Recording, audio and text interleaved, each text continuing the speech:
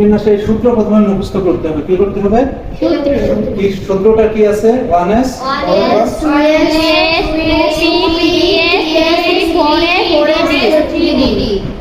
s অরবিটালে কয়টা electron থাকে? দুটো। p তে 6টা। d তে 10টা। অক্সিজেনের পারমাণবিক সংখ্যা কত? 8। আচ্ছা, প্রথমে কি 1s? প্রথমে 1s। আচ্ছা, তাহলে s এ কয়টা থাকে আমরা পড়ছি? দুটো। তাহলে s এর মাথায় এখানে দেব 2। 2। তারপরে আবার কি আসছে? 2s। s এসেছে। s এর মাথায় কত পড়বে? 2। আমার এখানে কয়টা আছে? 8। এখানে কয়টা বসলাম? 2 আর 2 4। তাহলে ইতে কয়টা বসে সর্বোচ্চ? 6টা। আমাদের হাতে আছে কয়টা? 4টা। তাহলে এখানে বসবে 4।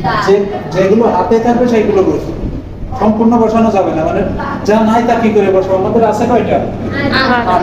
তাহলে 2 বসালাম, 2 আর 2 4, 8। আর 4 8, অবশিষ্ট 4 আছে। তাহলে এখন এটার ইলেকট্রন বিন্যাস নিচে আমরা লিখব। পিছনেরটা দেখব, এর পিছনে এখানে কি আছে? 1। তাহলে পিছনে যার 1 আছে সেইগুলো যোগ করব। 1 কয়টার পিছনে আছে? একটা। এরপরে কত আছে? 2। এখানে 2 লিখলাম, উপরে যেটা আছে।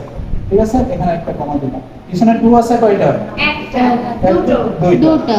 এর পাওয়ার কত কত আছে? 2 আর 4। এগুলো যোগ আকারে লিখবো। 2 আর 4 6। তাহলে অক্সিজেনের ইলেকট্রন বিন্যাস কত আছে? 2 আর 6। আমরা এই যে শক্তি স্তরে ওইগুলো কোনো 2 আর 6। প্রথম শক্তি স্তরে 2টা, দ্বিতীয় শক্তি স্তরে কয়টা থাকতো? 8টা। সেখানে কয়টা রাখতাম? 6টা। 6টা। ক্লিয়ার? হুম। ওকে। পটাশিয়ামের পারমাণবিক সংখ্যা 19। এটা একটু সবাই বলবে। পটাশিয়ামের পারমাণবিক সংখ্যা কত? 19। এখানে কি দেখছি? প্রথমে 1s। s এ কয়টা থাকে? দুটো। s এ দিলাম 2টা, 2s এ দুটো। 2টা, p তে 6টা। 4টা। আমার না। অনেক আছে। হ্যাঁ। ঠিক আছে, আবার s এ দুটো। 2টা। আমরা হিসাব করি কয়টা বসিয়েছি? 2 আর 2 4, 4 আর 6 10, 10, 2 12, এখানে ছিল কত? 19। তাহলে এখনো 7টা বাকি। হুম। এরপরে কি p এসেছে না? হ্যাঁ। p তে কয়টা থাকে? 6টা। 6টা। p তে 6টা। তাহলে 12 অবস্থায় 18 বসালাম। আরো একটা বাকি, হুম। সেই আর 3। তাহলে সামনে না থাকলে তো ডি তে যাব না। না। ক্লিয়ার এ পর্যন্ত? হুম। আচ্ছা, এবার বাম পাশে দেখি। এস এর 1 আছে বাম পাশে কয়টা? একটা। এর মাথায় কত? 2। তাহলে এখানে লিখবো 2। বাম পাশে 2 আছে কয়টা? দুটো। মাথায় কি কি আছে এখানে? 2 2 আর 2 হ্যাঁ। 3 আছে কয়টা? তিনটে। কিন্তু মান বসিয়েছে কয়টার আমরা উপরে? দুটো। 2টা। 3 আর 3, তাহলে 2 আর 6 হ্যাঁ। আর 4 আছে। 3 তো আর না, এখানে কি 3 এর উপরে পাওয়ার ছিল কিছু? না। তাহলে এই দুইটার সাথে যোগ করব। আর 4 এর উপরে এই যে 4s এর উপরে কত আছে? সেই 1 বসে। তাহলে পটাশিয়ামের ইলেকট্রন বিন্যাস কত?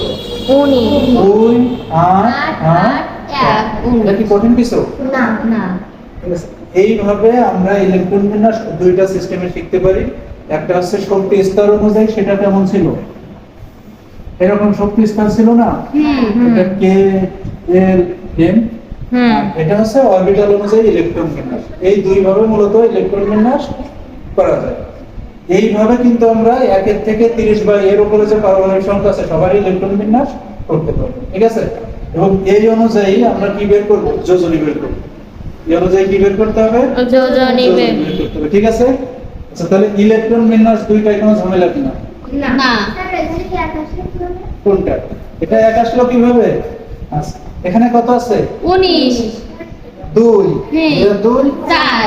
4 আর 6 10। 10 আর 2 12। 12 আর 6 18 18 আর 6 18। তোমার হাতে আছে কত? 19। তাহলে এখানে তো আমরা 2 দিতে পারছি না, কারণ আমাদের তো আর থাকতেছে হ্যাঁ, 1 না। আর থাকতেছে না, তাই না। না? Yeah. যদি এখানে 20 হইতো কত হইতো? 20। তাহলে তাহলে এখানে 2 হতো। যদি 20 এর পরে যাইতো, মনে করো 25 বা 26, তখন বি তে যাইতো। ক্লিয়ার? Yeah. আচ্ছা, আমরা একটা তাহলে বড় দেখে করি। এই দুইটাই কোনো সমস্যা না। ওকে। আমরা তুলি না। এখন বড় দেখে একটা মনে করো আয়রন। আয়রন আছে 26, এপি কত আছে? 26 আমরা হিসাব করব, তাহলে এসে কয়টা থাকবে? আয়রনের 26, এসে 2টা, পরের এসেও দুইটা, পরে বিতে 6টা, 6টা, পরে 3 এসে দুটো, 3পিতে 6টা, আচ্ছা কত হলো? তাহলে 18 হলো না? 2 আর 2 4, 4 আর 6 10, 10 আর 2 12, 12 আর 6 18, 18, 18 আর 2 20। 20, তাহলে এখানে 20 চলে গেছে, আরো কত আছে? 6।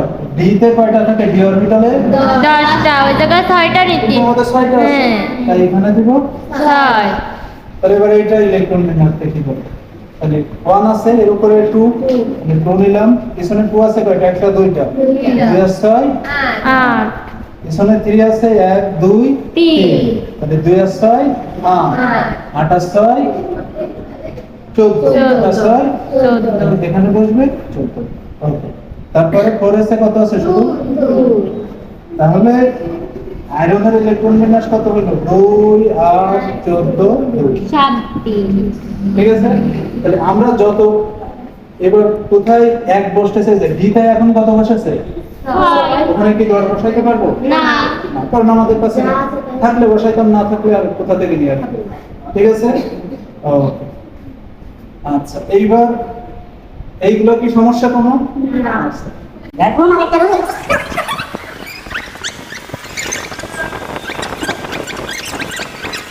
করো, D4 না হয়ে D5, আর D9 না হয়ে D10, ক্লিয়ার? হুম, এইরকম একটা ঝামেলা দিচ্ছে এবার, সেটা হচ্ছে ক্রোমিয়ামের কত? 24, ক্রোমিয়ামের 24, তোমাদেরও মুখস্থ হবে। এখন স্যার আপনি ঘেস ঘেস করে বলতেছেন, আমি তো 30টা বছর ধরে পড়তেছি, এর ভিতরে ধরো 17 বছর এই অবস্থা, তাহলে আমার তো মুখস্থ থাকবে, তোমরা তো সবে মাত্র শিখতে মনে থাকে একটু। ওকে, তাহলে 24 এর ক্ষেত্রে আবার সেম লিখবে, 1s 2s 2d 4S, 3D, 3s 3d 4s 3D, 3d। ঠিক আছে, ক্লিয়ার? আমার হাতে আছে কত? 24, তাহলে প্রথমে দিলাম 2, পরে দিলাম 2, তারপরে 6, তারপরে 2, তারপরে 7, তারপরে 2, তাহলে এখানে দেখো 4টা আসে, কয়টা আসে? 4টা আসছে। তাহলে দেখো আমার কত আসতেছে? 24টা, D4, কিন্তু D4 কি হতে পারবে? না। তাহলে মূলত আমার ইলেকট্রন বিন্যাসটা হবে 1s2 2s2 2p6 3s2 3p6। এখন এখানে কত হতে হবে? 3d তে 5 দিয়েছি, তাহলে এক কোথায় পাইলো? এক আছে 4s থেকে ধার করেছে, কোন জায়গা থেকে? 4S, 4s একটা কমে যাবে, 4s একটা কমে যাবে আমার।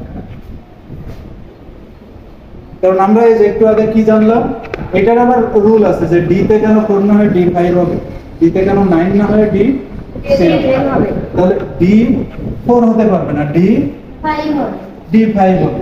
এখন তো আমরা যা আছে আমাদের, কারণ ওই সংখ্যা কত ছিল এখানে? 24, এর বাইরে কি যাওয়ার সুযোগ আছে? না। না, তাহলে ওই 24 নিয়ে কাজ করব, কিন্তু 4s2 এখান থেকে 1 এই 4 এর সাথে যোগ করব, D4 আছে না, এর সাথে 1 যোগ করব। ক্লিয়ার? তাহলে উপরে যেটা লিখলাম এটা ইলেকট্রন বিন্যাস হবে না, হবে কোনটা? নিচেরটা, তাহলে এইটা যোগ করলে কত হয়? 1, তাহলে এর উপরে 2, এখানে কত কত আছে? 6 আর 2 8, 3 তে কত হবে? তাহলে 3 2 6 2 8, 8 5 11, আর 4 এসে তাহলে 24 এর ক্ষেত্রে কত হচ্ছে? 2 8 13 1। ঠিক আছে, সমস্যা নাই তো এই পর্যন্ত? না।